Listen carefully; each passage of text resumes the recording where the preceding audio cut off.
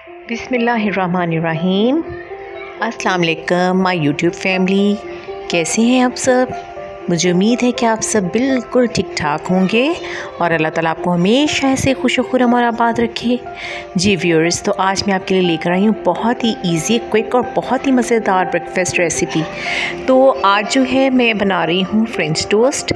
तो आप इसको ज़रूर ट्राई कीजिएगा और इसको ये देखिए हनी डाल के, तो ये बहुत ही मज़ेदार लगता है। अगर आपको शहद सूट करता है तो आप इसको ज़रूर यूज़ करें, अदरवाइज़ आप शहद के बगैर भी कर सकते हैं। तो चलिए आइए शुरू करते हैं।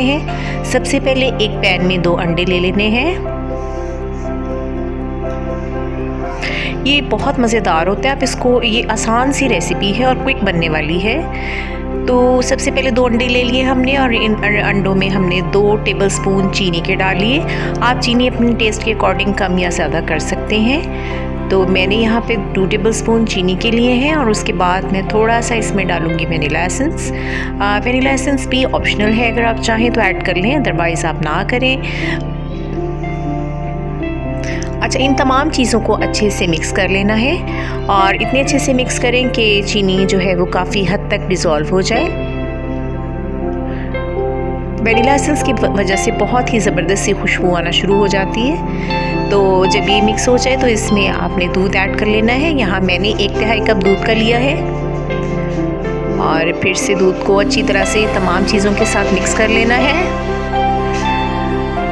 देखिए, ये तमाम चीज़ें जब अच्छे से मिक्स हो जाएंगी तो फिर हम अपना अगला प्रोसीजर शुरू करेंगे।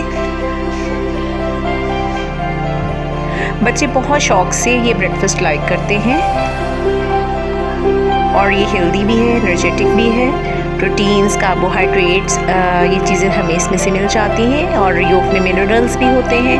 अच्छा, अब एक पैन में ले लेना है 1 टेबलस्पून घी का या बटर का।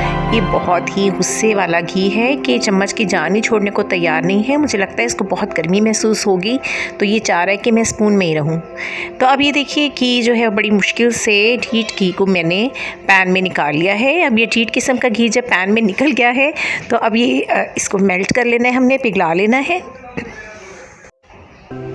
जब घी पिघल जाए तो इसके अंदर हमने अपने ब्रेड के स्लाइसिस को डिप करके डालना है। ये देखिए मैंने 1 स्लाइस ब्रेड का लिया है, थोड़ा सा बैटर में सोक किया है और इसको अब हम जो है वो फ्राई करने के लिए डाल देंगे। बहुत देर तक हमने सोक नहीं करना, अदरवाइज़ ये टूट जाएगा।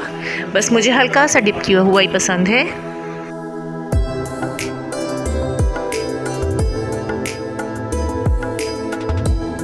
स्लाइस को हमें लो फ्लेम पे फ्राई करना है, अगर हम हाई फ्लेम करेंगे तो ये जल जाएगा।